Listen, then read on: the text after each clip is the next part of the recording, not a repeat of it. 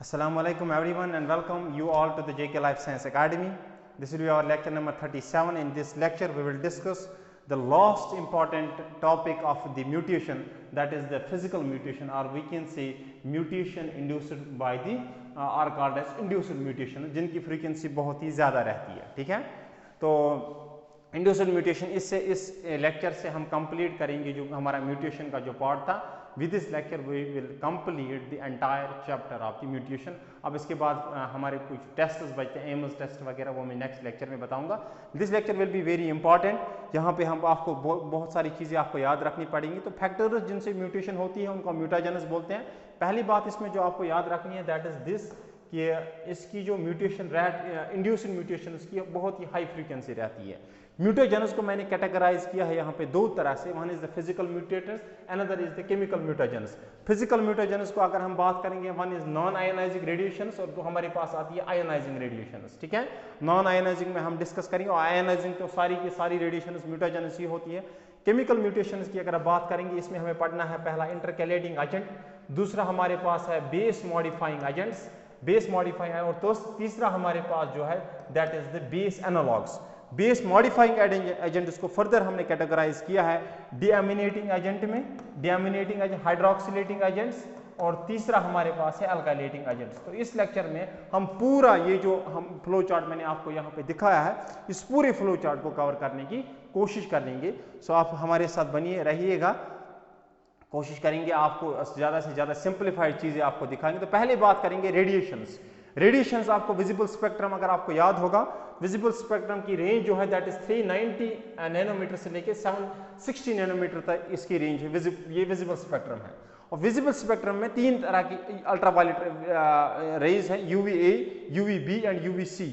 UVC की जो range है that is 320 to 400, UVB is 280 to 320 और UVC is 100 to 28. This is the range जहां पे हमारा डीएनए एब्जॉर्ब करता है लाइट, 100 से 280. That means UVC is more mutagenic than UVA, because हमारा जो डीएनए है वो ज्यादा कौन सी वेवलेंथ को एब्जॉर्ब करता है, जो इस रेंज में आती है 100 to 280.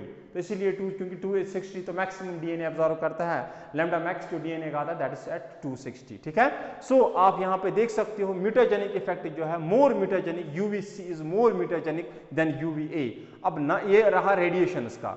अब नॉन आयोनाइजिंग रेडिएशंस में मैंने लिखा है यहाँ पे UV rays are the only non ionizing radiations causing mutation. बाकी जितनी भी नॉन आयोनाइजिंग रेडिएशंस है अदर देन यूवी रेज, वो उनसे म्यूटेशंस नहीं होती है. So it is only UV rays of the non ionizing radiations जिनसे म्यूटेशन होती है. The mutagenic effect of the UV rays जो यूजुअली इनका जो इफेक्ट आता है दैट इज पायरिमिडीन डाइमर बन जाता है. क्या बनता है? pyrimidine जिसको बोलते हैं, pyrimidine डाइमर बनता है, specially the thymine dimer, because thymine is pyrimidine और दो थाइमीन के बीच जो इनका CH3 ग्रुप होता है, अगर यहाँ पे यूवी रे पड़ेगी तो यहाँ पे साइक्लोब्यूटेन रिंग बन जाता है, और साइक्लोब्यूटेन रिंग जो है that is called as thymidine dimer जिसको बोलते हैं. और ये थाइमिडीन डाइमर जो है यूजुअली सेम डीएनए स्ट्रेन में बनता है. अगर सेम डीएनए में एडजेसेंट है, एक दूसरे के एडजेसेंट है दो थाइमीन्स, और उनके ऊपर यूवी रेज गिर रही है, तो स्ट्रक्चर कुछ ऐसा बन के आएगा. आप यहाँ पे देख रहे हो, ये एक थाइमीन का स्ट्रक्चर यहाँ पे मैंने बनाया है. This is one thymine, this is another thymine. Thymine के पास CH3 ग्रुप रहता है. अब ये मिथाइल ग्रुप यहाँ पे, आप यहाँ पे दूसरा थाइमीन मैंने दिखाया, दोनों को मैंने अपोजिट डायरेक्शन में दिखाया. तो थाइमीन मतलब है दैट मीन्स ये थाइमीन इज पायरिमिडीन. पायरिमिडीन में जो नंबरिंग होती है that is we can say it is in the clockwise direction, और पायरिमिडीन इसमें एंटी क्लॉकवाइज डायरेक्शन. तो 1 2 3 4 5 6 यहाँ पे भी आप देख रहे हो, ये उल्टा नहीं है लेकिन ये स्ट्रक्चर ऐसा है. ठीक है, so it is also 1 2 3 4 and 6 ऐसे है ये. ठीक है, सो इस तरह से अगर यूवी रे इन पे गिर रही है तो ये दो मिथाइल ग्रुप्स आपस में ब्रिज बनाएंगे, जिसको हम बोलते हैं cyclobutane ring. That is very important, जो एग्जाम में कभी कभार पूछा जाता है कि साइक्लोब्यूटेन रिंग कहाँ पे बनता है. साइक्लोब्यूटेन रिंग बनता है दो थाइमीन्स के बीच जब उन पे यूवी रेज गिरती है. तो अब अगर इस साइक्लोब्यूटेन रिंग को आपको तोड़ना होगा तो एक एंजाइम है जिसको बोलते हैं फोटोलाइस. फोटोलाइस यही इसी वेवलेंथ को एब्जॉर्ब करता है और एक्टिवेट हो जाता है. Enzyme photolyase causes photo reactivation to break the cyclobutane ring. Cyclobutane ring को तोड़ने के लिए हमारे पास एक एंजाइम है जिसको बोलते हैं फोटोलाइज। फोटोलाइज भी यही वेवलेंथ, यही यूवी रे एब्जॉर्ब करता है और ये एक्टिवेट हो जाता है। जो ही ये एक्टिवेट हो जाएगा ये वापस बिकॉज इट्स यहाँ पे ये एक तरह की आयनिक इंटरेक्शन होती है, तो वापस इलेक्ट्रॉन दे देता है इसको। इलेक्ट्रॉन जब वापस मिल जाता है तो मिथाइल ग्रुप अलग से, ये दोनों अलग हो जाते हैं, तो साइक्लोब्यूटेन रिंग वापस से टूट जाता है। ठीक है, तो इस तरह से तो this was the effect of the UV rays on the thymine. और यूजुअली आपने देखा यहाँ पे क्या बनता है, थायमीन डाइमर बनता है। ठीक है, अब आयोनाइजिंग रेडिएशंस की बात करेंगे। आयोनाइजिंग रेडिएशंस का जो इफेक्ट था ये इसको डिस्कवर किया था मिलर साहब ने, इसीलिए मिलर को बोला जाता है फादर ऑफ एक्टिनोबायोलॉजी। एक्टिनोबायोलॉजी वो बायोलॉजी है, biology associated with the mutations और study of mutations is called as actinobiology. Father of actinobiology जो है वो है H.J. म्यूलर, क्योंकि म्यूलर ने स्टडी किया था effect of X rays in Drosophila. Effect of X rays first studied by the Muller in Drosophila, इसीलिए इसको बोला जाता है फादर ऑफ एक्टिनोबायोलॉजी। और आयोनाइजिंग रेडिएशंस में हमारे पास कौन कौन सी है, एक्स रेज है, गामा रेज है और कॉस्मिक रेज है। These all ionising radiations are mutagenic radiation, they have mutagenic effect. हम एक एक करके देख लेते हैं। ये this was about the ionising and non ionizing radiations. Now let's move forward and take the base analogues. जो बेस एनालॉग होते हैं और जो इंटरकैलेटिंग एजेंट्स होते हैं, they can cause mutation only during DNA replication S phase में, but base modifying agent, that's very important, base modifying agents can change or can induce mutation at any point of the cell cycle. That's very important. Base analogs, for example, base के analog, for example 5-methyl bromine, 5-methyl bromine is analogous to thymine. ठीक है, it binds with adenine, जहां पे adenine bind होना था, जहां पे thymine adenine के साथ बाइंड करेगा वहां पे 5-ब्रोमोयूरासिल जिसको हम बोलते हैं, 5-ब्रोमोयूरासिल एडेनिन के साथ बाइंड कर, हम आगे पढ़ेंगे बेस एनालॉग्स। तो मतलब यहाँ पे एक पॉइंट मैंने यहाँ पे लिखा है कि बेस एनालॉग हो या इंटरकैलेटिंग एजेंट हो, जैसे ETBR है, इंटरकैलेटिंग एजेंट है, जो हम आगे एक्रेडीन है, प्रोफ्लेविन है, तो ये सारे जो है इंटरकैलेटिंग एजेंट या बेस मॉडिफाइंग एजेंट्स, ये ओनली इफेक्ट दिखाते हैं एस फेज के टाइम, जब डीएनए रेप्लिकेट करता होगा उस टाइम ये इफेक्ट दिखाते हैं। बट जो बेस मॉडिफाइंग एजेंट्स है, जो बेसिस को मॉडिफाई करते हैं, हाइड्रोक्सिलेजिंग एजेंट्स है, डीएमिनेटिंग एजेंट्स है, जो हम इसी लेक्चर में पढ़ेंगे, वो कभी भी अपना इफेक्ट दिखा throughout the cell cycle, वो अपना इफेक्ट दिखा सकते हैं। तो यहाँ पे आपको जो याद रखना है, that is what is important here is that base analogues and intercalating agents can cause mutation only during DNA replication, that is very important. ठीक है, अब इंटरकैलेटिंग एजेंट्स की बात, पहले इंटरकैलेटिंग एजेंट्स को खत्म कर लेते हैं। इंटरकैलेटिंग एजेंट में आपके पास आता है एक्रेडीन। जैसे मैंने यहाँ पे ये नोट्स बनाए हैं, इसी तरह आप अपनी नोटबुक में बनाओगे और यही नोट्स आप पूरा आपके दिमाग में होना चाहिए वर्ड बाय वर्ड। फिर मैं देखता हूं कि आपसे क्वेश्चन कैसे नहीं हो सकता है। ठीक है, हर कोई इंफॉर्मेशन जो है, जो आपके नेट के लिए इंपॉर्टेंट है, पूरी यहाँ पे दी गई है, एक एक चीज आपको याद रखनी है यहाँ पे। तो इंटरकैलेटिंग एजेंट्स की बात करेंगे, एक्रेडीन ऑरेंज है, प्रोफ्लेविन है, इथिडियम ब्रोमाइड जिसको ETBR भी बोलते हैं, and ICR compounds, these are basic dyes like ICR 70 है, 191 है, these are all intercalating agents। intercalating agents ये DNA जब रेप्लिकेट करता है तो दो जो बेसिस होती है, नाइट्रोजीनियस बेसिस, जो दो न्यूक्लियोटाइड्स होते हैं, वहां पे ये दो नाइट्रोजीनियस बेसिस के बीच चला जाता है इंटरकैलेटिंग एजेंट, तो इंटरकैलेट हो जाता है बीच में। अब ये सिंपल सी बात है, इसमें फ्रेम शिफ्ट हो सकता है। इंटरकैलेशन अगर हुई है, फॉर एग्जांपल टेम्पलेट स्ट्रैंड जो जिसका रेप्लिकेशन होना है, इंटरकैलेट हो गई, उससे एडिशन म्यूटेशन हो जाएगी। और इंटरकैलेट अगर हो रही है न्यूली सिंथेसाइज्ड स्ट्रैंड, उसके बीच चला गया इंटरकैलेटिंग एजेंट, तो डिलीशन हो सकता है। मतलब intercalating agent frame shift mutation, जो भी चीज डिलीशन और एडिशन करवाएगी वो फ्रेम शिफ्ट म्यूटेशन करवाती है। तो इंटरकैलेटिंग एजेंट्स का जो इफेक्ट है, it induces frame shift mutation. Intercalating agents on template strand induces insertion, that is important. अगर टेम्पलेट स्ट्रैंड में, टेम्पलेट मतलब जब डीएनए रेप्लिकेट करेगा तो दो पैरेंटल स्ट्रैंड रहेंगी आपके पास, उनको हम टेम्पलेट स्ट्रैंड बनेंगे। अब जो नई बन रही है उसको न्यूली सिंथेसाइज्ड स्ट्रैंड करेंगे। अगर टेम्पलेट स्ट्रैंड में इंटरकैलेशन हुई है तो इंसर्शन होगा, क्योंकि आगे जाके एक और बेस ऐड होगी न्यूली सिंथेसाइज्ड स्ट्रैंड में, डीएनए पॉलीमरेज को लगेगा यहाँ पे कोई बेस है तो वो आगे जाके कोई न्यूक्लियोटाइड ऐसे ही जोड़ देगा, क्योंकि डीएनए पॉलीमरेज से प्रूफ रीडिंग भी उतनी भी नहीं होती है वहाँ पे, तो वो कोई बेस न्यूली सिंथेसाइजर में ऐड करेगा, उस वजह से एडिशन होगा। अब अगर न्यूली सिंथेसाइज स्ट्रैंड में इंटरकैलेशन हो गया और डीएनए पॉलीमरेज को लगेगा शायद मैंने कोई बेस जोड़ दी वहाँ पे, उसने एक्चुअल में इंटरकैलेटिंग एजेंट जोड़ा होगा। जब फिर डीएनए रैपियर मैकेनिज्म आएगा वो उसको वहाँ से बाहर निकालेगा तो वहाँ पे डिलीशन हो सकती है, ठीक है। तो intercalating on templates induces the insertion upon newly synthesised strand produces deletion. अगर न्यूली सिंथेसाइज्ड स्ट्रैंड में तो डिलीशन हो जाएगा, so it can produce two way mutations, यहाँ पे insertion deletion. Hence upon second treatment, मतलब अगर पहली ट्रीटमेंट में इंसर्शन हुआ है उसी सैंपल को आप दूसरी बार ट्रीट करवाओ इंटरकैलेटिंग एजेंट से, वो उसका डिलीशन करवाएगा। It's called as two way mutation, मतलब पहले आपने किया फिर आपने वापस उस म्यूटेशन से उसको ट्रीट करवाया, उसने उस म्यूटेशन को वापस किया। वापस कैसे किया? पहले उसने एडिशन किया था, अब उसने डिलीशन किया तो कंपनसेट हो गया, तो रिवर्ट होगी mutation. Hence can produce revert and hence intercalating agents cause frame shift mutation. That is important.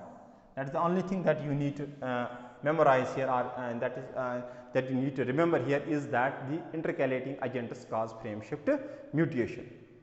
अब बेस एनालॉग्स पे आ जाते हैं। बेस एनालॉग कौन कौन से हैं? There are analogues to the normal bases, जैसे नॉर्मल बेसिस होती है उसी तरह से आती है, एंड आल्सो अंडरगो टॉटोमेराइजेशन, जो मैंने आपको बताया है टॉटोमेराइजेशन पिछले लेक्चर में, keto form and enol form. तो base analogs they are similar to the normal bases, जैसे एडेनिन, थाइमिन, साइटोसिन है, इसी तरह ये भी होती है, बस इनमें कुछ मॉडिफिकेशन डिफरेंट होती है। And they pair with similarly, जैसे वो बाकी nitrogenous bases pair hydrogen bonding दिखाती है, तो वैसे ही ये भी पेयरिंग दिखाती है, और ये टॉटोमेराइजेशन भी इफेक्ट आता है ड्यू टू टॉटोमेराइजेशन। टॉटोमेराइजेशन का मतलब क्या है? Conversion of keto form to enol form, amine form to imino form. तो वो जो मैंने पूरे पिछले लेक्चर में इन डिटेल डिस्कस किया है। तो यहाँ पे दो बेस एनालॉग्स को हम डिस्कस करेंगे। For example five bromouracil, it is analog to thymine, मतलब जहाँ पे थाइमीन जुड़ना है वहाँ पे अगर मीडिया में, वहाँ पे अगर सेल्स के पास at the time of replication five bromouracil भी मिला तो डीएनए पॉलीमरेज आइडेंटिफाई नहीं कर पाएगा क्या ये थाइमीन है कि ये 5-ब्रोमोयूरासिल है, वो उठा के वहाँ पे जोड़ देगा एडेनिन के साथ। होना था एडेनिन जुड़ना था थाइमीन के साथ, लेकिन अब यही ये जो थाइमीन जुड़ना था एडेनिन के साथ, अब ये 5-ब्रोमोयूरासिल एडेनिन के साथ पेयर करेगा। मतलब होना था 5-ब्रोमोयूरासिल थाइमीन 80, लेकिन अब ये 5-ब्रोमोयूरासिल मैं दिखाऊंगा टॉटोमेराइजेशन से जीसी ट्रांजिशन होती है। और two aminopurine is another base analog, it is similar to adenine, मतलब एडेनिन की जगह ये ले सकता है। जहां पे एडेनिन थाइमीन के साथ बॉन्ड करना चाहिएगा वहां पे 2-अमाइनोप्यूरिन बॉन्ड कर लेगा। तो एक एक करके इनको डिटेल में देख लेते हैं। Mechanism of five bromouracil very important with respect to the CSIR, बहुत बार पूछा गया है। अब देखो 5-ब्रोमोयूरासिल मैंने अभी आपको बताया, ये जो बेस एनालॉग्स है ये टॉटोमेराइजेशन भी दिखाते हैं। टॉटोमेराइजेशन जब ये दिखाएंगे, अब पहले इसकी स्टेबल फॉर्म देखते हैं, कीटो फॉर्म। ये 5-ब्रोमोयूरासिल है, ये इसकी स्टेबल फॉर्म है, और ये कीटो फॉर्म है। इसकी कौन सी फॉर्म है? It is a keto form and it is stable form. Stable form में होगा, मैंने बताया it is analogous to thymine, मतलब उस टाइम ये बॉन्ड करेगा एडेनिन के साथ, कोई इशू नहीं है, ये एडेनिन के साथ बॉन्ड कर रहा है, नो इशू। अब कभी कभी टॉटोमेराइजेशन की वजह से, जिसको हम बोलते हैं टॉटोमेराइजेशन, सो इट्स टॉटोमेराइजेशन,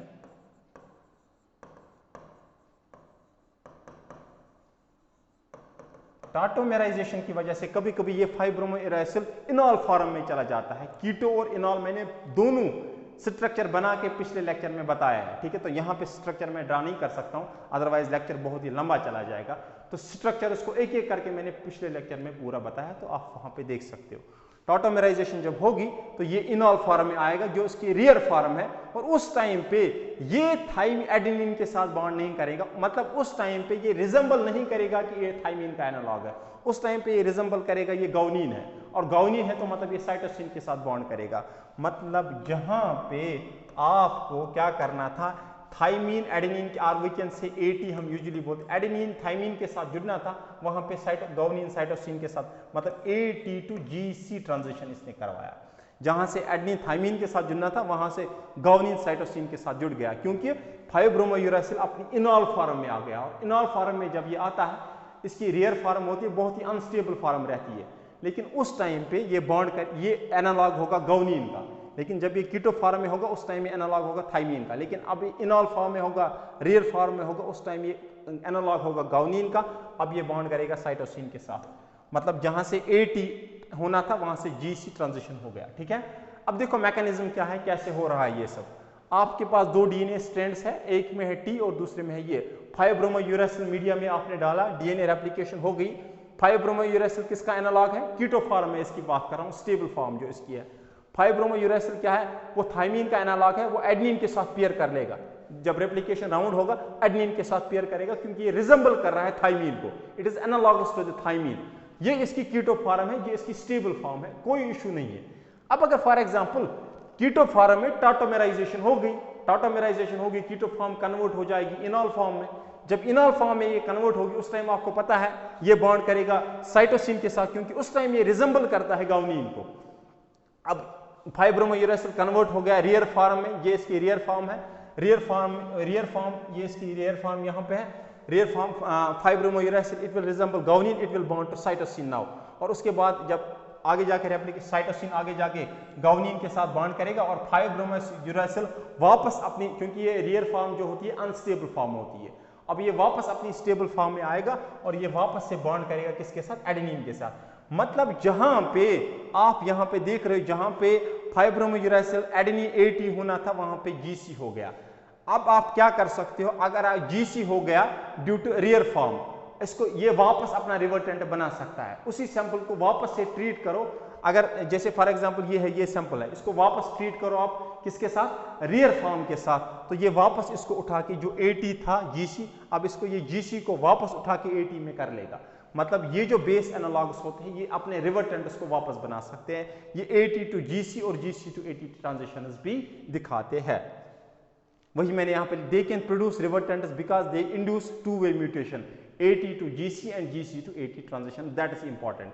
तो बेस एनालॉग जो है, बेस एनालॉग में कौन कौन सा है, बेस एनालॉग में आपके पास है 5-ब्रोमोयूरेसिल 2-अमाइनोप्यूरीन। ठीक है, दोनों रिवर्टेंट्स बनाते हैं, दोनों टू-वे म्यूटेशन दिखाते, AT to GC as well as GC to AT transitions. उसके बाद चलिए हम चलते हैं बेस मॉडिफाइंग एजेंट्स, और मैंने आपको अभी बताया लेक्चर से पहले, base modifying agents will only work at the throughout the cell cycle, ये कभी भी सेल साइकिल में काम कर, वायर एज बेस एनालॉग्स या intercalating agents they will only effect during the S phase, replication के टाइम। बाकी जो बेस मॉडिफाइंग एजेंट है ये कभी भी बेस को मॉडिफाई कर सकते हैं। बेस मॉडिफाइंग एजेंट में हमारे पास जो पहला है दैट इज द डीएमिनेटिंग एजेंट। डीएमिनेटिंग मतलब ये अमाइन ग्रुप को रिमूव कर रहा है। फॉर एग्जांपल इसकी बेस्ट एग्जांपल है nitrous oxide HNO2। Amine group किस किस के पास प्रेजेंट है, एडेनिन के पास अमाइन ग्रुप है, अगर आप देखोगे गाउनिन के पास अमाइनो ग्रुप है, साइटोसिन के पास अमाइनो ग्रुप है, थाइमिन के पास अमाइन ग्रुप वहां पे नहीं होता, और यूरासिल के पास भी अमाइन ग्रुप नहीं होता है। मतलब डीएमिनेशन अगर होगा, डीएमिनेशन होगा, एग्जामिनर ऐसा भी पूछ सकता है किसके डीएमिनेशन नहीं होगा, जिसके पास अमाइन ग्रुप नहीं होगा उसका डीएमिनेशन नहीं होगा, सिंपल। और आपको स्ट्रक्चर याद होना चाहिए जो मैंने पहले लेक्चर में आपको बताया, हर एक बेस का मैंने आपको स्ट्रक्चर दिखाया है। तो चलिए base analog for example guanine का हम लेंगे, ये गाउनिन का स्ट्रक्चर है, ये गाउनिन के ऊपर अमाइन ग्रुप है, अमाइन ग्रुप HNO2 के साथ नाइट्रस ऑक्साइड के साथ आप इसको ट्रीट करवा रहे हो, यहाँ से ये NH2 ग्रुप यहाँ से रिमूव हो जाएगा, तो यहाँ पे ये डबल बॉन्ड जो है यहाँ पे शिफ्ट करेगा। अब दो डबल बॉन्ड्स इसमें आ गए, यहाँ पे भी डबल बॉन्ड और यहाँ पे ये कीटो फॉर्म है, यहाँ पे ये स्ट्रक्चर हम बोलेंगे ज़ैंथीन। क्या बोलेंगे, ज़ैंथीन। अब गाउनिन था, गाउनिन बॉन्ड कर लेता साइटोसिन के साथ, मतलब यहाँ पे GC होना था, जहाँ पे GC होना था वहाँ पे ज़ैंथीन बॉन्ड करेगा थाइमिन के साथ, थाइमिन आगे जाके बॉन्ड करेगा एडेनिन के साथ, मतलब एडेनिन जाके थाइमिन के साथ बॉन्ड करेगा AT जिसको बोलेंगे, तो ये बनाएगा GC to AT ट्रांजिशन करेगा, GC to AT ट्रांजिशन ये करवा लेता है। ठीक है, इसी तरह हम ले लेते हैं साइटोसिन का स्ट्रक्चर। साइटोसिन में भी अमाइन ग्रुप प्रेजेंट है, नाइट्रस ऑक्साइड से ट्रीट करवाओ, यहाँ से NH3 ग्रुप वहाँ से बाहर आएगा, the form of NH3 amine group यहाँ से बाहर आएगा, ये डबल बॉन्ड यहाँ पे शिफ्ट करेगा, यहाँ पे दो double bond, this structure resembles uracil, ये यूरासिल का स्ट्रक्चर है। अगर यहाँ पे मिथाइल ग्रुप जोड़ोगे it will be thymine, so this resembles uracil.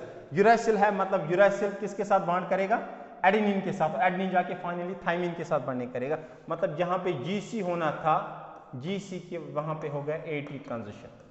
ठीक है, दिस इज एटी ट्रांजिशन। तो ये भी रिवर्टेंट्स बनाता है, एडेनिन जो है ये भी अपना रिवर्टेंट, नाइट्रस ऑक्साइड प्रोड्यूस रिवर्टेंट्स, ये भी GC280। इसी तरह एडेनिन का स्ट्रक्चर है, यहाँ पे भी अमाइन ग्रुप प्रेजेंट है। अमाइन नाइट्रस ऑक्साइड से ट्रीट करवाओगे HNO2 से HNO2, so it is HNO2, यहाँ से अमाइन ग्रुप बाहर और यहाँ पे बनेगा हाइपोजेंथीन। एडेनिन कन्वर्ट होगा हाइपोजेंथीन में और हाइपोजेंथीन साइटोसिन के साथ बॉन्ड करना था। जहां एडेनिन बॉन्ड करना था थाइमिन के साथ, वहां से साइटोसिन के साथ जुड़ गया, साइटोसिन आगे जाके जुड़ेगा गाउनिन के साथ और गाउनिन वापस जुड़ेगा साइटोसिन के साथ, मतलब आगे रेप्लिकेशन राउंड उसमें, तो फाइनली बनेगा आपके पास GC। तो जहां से 80 होना था वहां से GC। आपने देखा जो ये बेस मॉडिफाइंग एजेंट्स है यूजुअली नाइट्रस ऑक्साइड है, ये GC to 80 as well as 80 to GC transitions भी करवाता है। तो मतलब अगर एक बार GC to 80 ट्रांजिशन हो गई, म्यूटेशन हो गई, उसी म्यूटेंट को वापस नाइट्रस ऑक्साइड से ट्रीट करवाओ, ये वापस 80 to GC करवाएगा। It induces two way mutation, so it can produce revertant. Revertant मतलब म्यूटेंट को वापस लाना, that is called as revertant. Okay, तो this is nitrous oxide.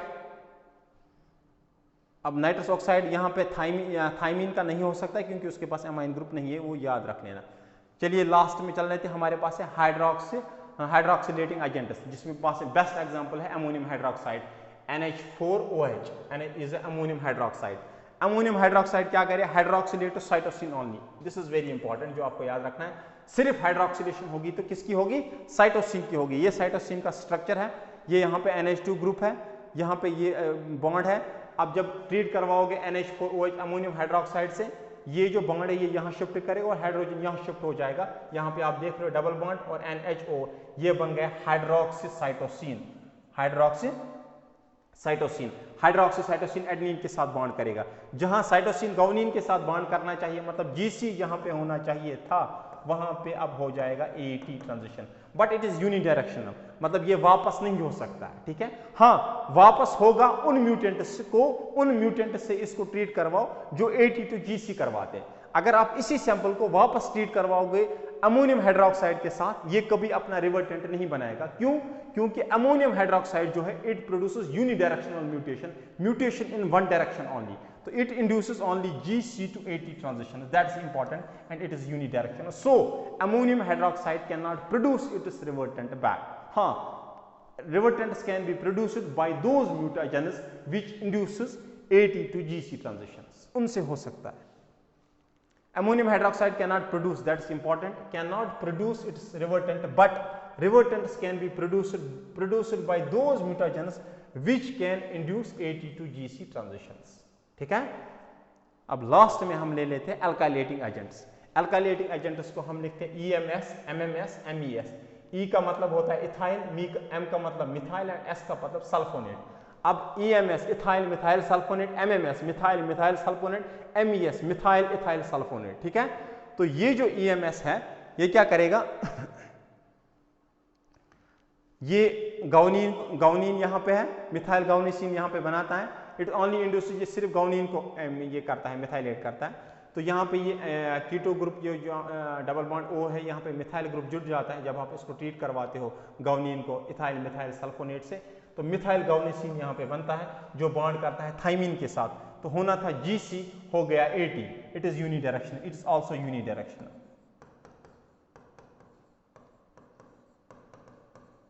It's also unidirectional, मतलब ये भी एक ही डायरेक्शन में है। तो इस तरह से हम, आई डोंट थिंक अब कुछ बचा है म्यूटेशन में, अब बचा है एम्स टेस्ट और रेप्लिका प्लेटिंग वगैरह, वो मैं अलग से नेक्स्ट वीडियोस में बनाऊंगा। तो जो भी म्यूटाजेंस हमारे पास थे, टाइप्स ऑफ म्यूटेशंस थी, उनको हमने इन डिटेल आज के लेक्चर में, सॉरी 1 मिनट,